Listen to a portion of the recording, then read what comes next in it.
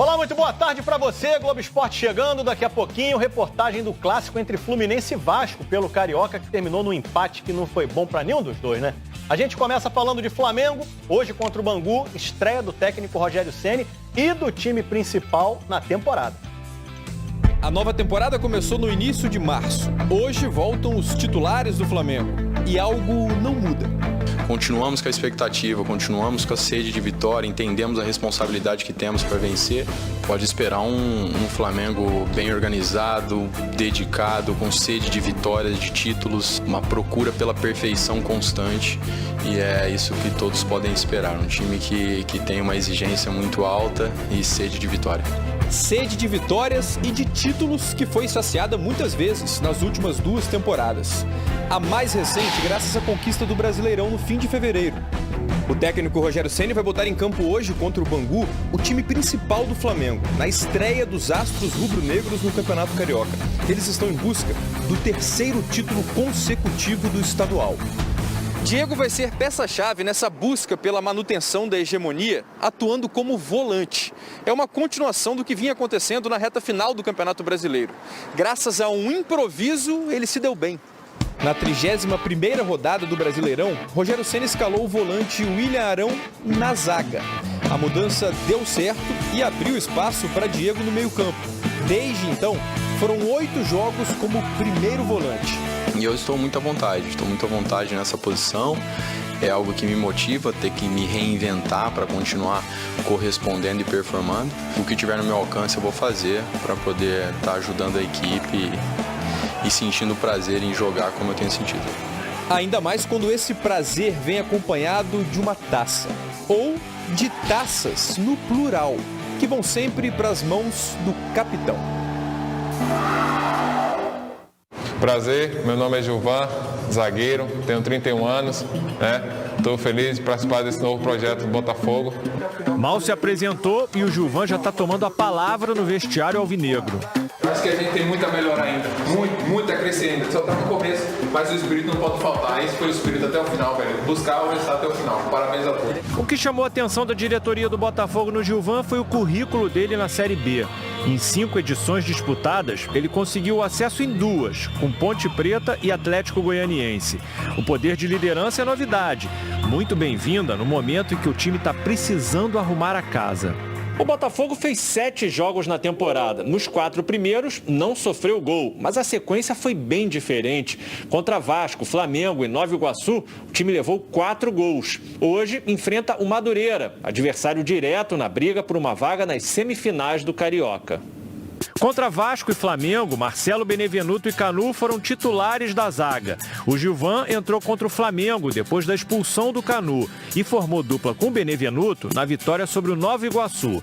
Com o Benevenuto de saída para o Fortaleza, hoje contra o Madureira, o Gilvan deve ter uma nova oportunidade, agora com o Canu, que volta de suspensão. Estamos na briga ali, mais uma briga sadia e, como eu falei, quem vai ganhar com isso é o Botafogo. Globo Esporte de volta e eu aqui com o controle na mão, né? Porque tá na hora do quadro A Base Tá Como? Hoje é com o Matheus Lima, que é conhecido como Mateusão do Flamengo. Vou escolher ele ali, cadê? Ah, tá como? Andrei não, João Leandro. Hoje, Mateusão, vamos lá. O dia em que eu saí de casa, minha mãe me disse...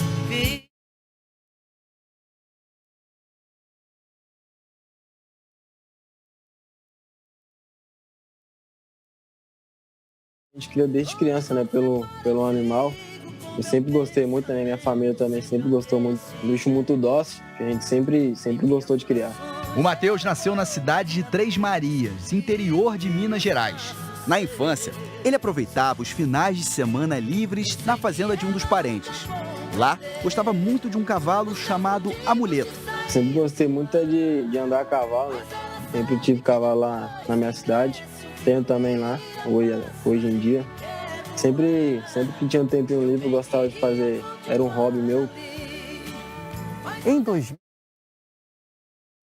o Matheus teve que diminuir as visitas à fazenda.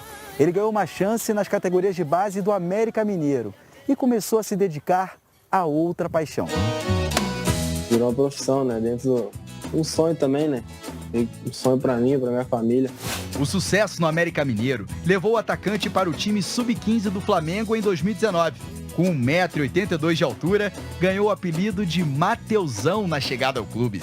O caminho entre os profissionais começou nesse ano. Ele fez a estreia contra o Nova Iguaçu na primeira rodada do Campeonato Carioca. Entrando em campo pela primeira vez pelo Maracanã, assim, passa um filme na nossa cabeça, né? Tudo que a gente passou para chegar a um momento como esse. E houve conselhos de um dos principais jogadores do elenco multicampeão do Flamengo. O que eu mais converso lá é o Gerson. Fica sempre na resenha lá comigo, converso. O cara, muito gente boa. Ele fala assim, sempre quando pegar a bola para partir para cima mesmo, para não ter medo e vai para cima dos caras sempre.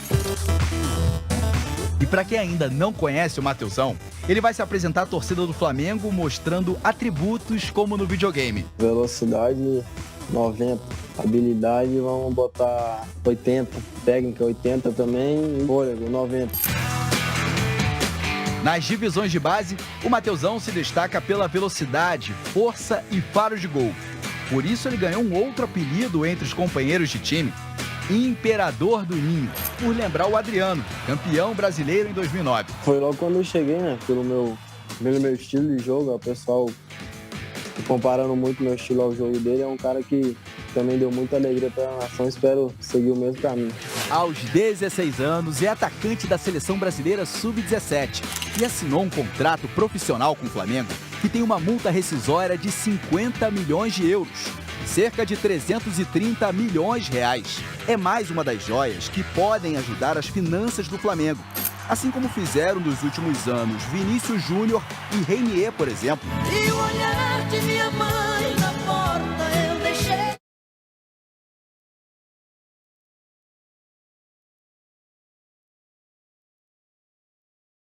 Mas dentro do futebol, quando tem um tempinho assim livre que eu vou para minha cidade lá, eu fico com meus animais, dando carinho, matando a saudade também.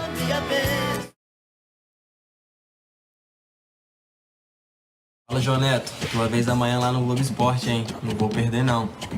Pois é, Mateusão. Amanhã você vai poder ver um pouco mais da minha história. Aliás, toda a torcida tricolor vai poder conhecer um pouco mais do João Neto. É no Globo Esporte, hein? Não perca. Bom, já deu o recado, mas eu reforço. Amanhã é dia de conhecer o João Neto, revelação da base do Fluminense. Ruim para os dois, né?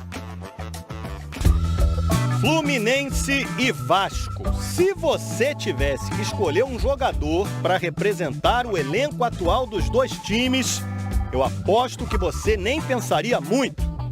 Germancano representando o Vasco. Cano, sempre o Cano!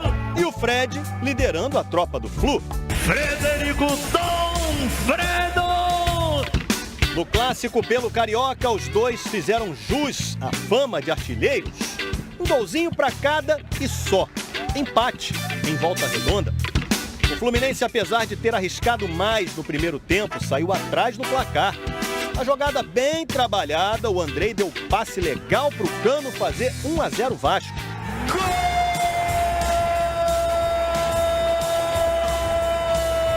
Do Vasco, é o trem-bala da colina. Só que o trem-bala da colina anda com um probleminha mecânico ali quando a bola vem por cima, né? Logo no começo do segundo tempo, o Nenê cobrou escanteio, o Fred foi mais esperto que o Miranda, 1-1. Fred de cabeça no início do segundo tempo, 1 minuto, empata o jogo, ele sabe fazer gol. Pela quarta vez seguida, o Vasco sofreu um gol em jogada que começou numa bola parada. Foi uma mudança de batida do Nenê, geralmente a gente olhou o vídeo, estudamos, trabalhamos e ele mudou a batida. Fez uma batida rápida e o Fred atacou o espaço, fez o gol.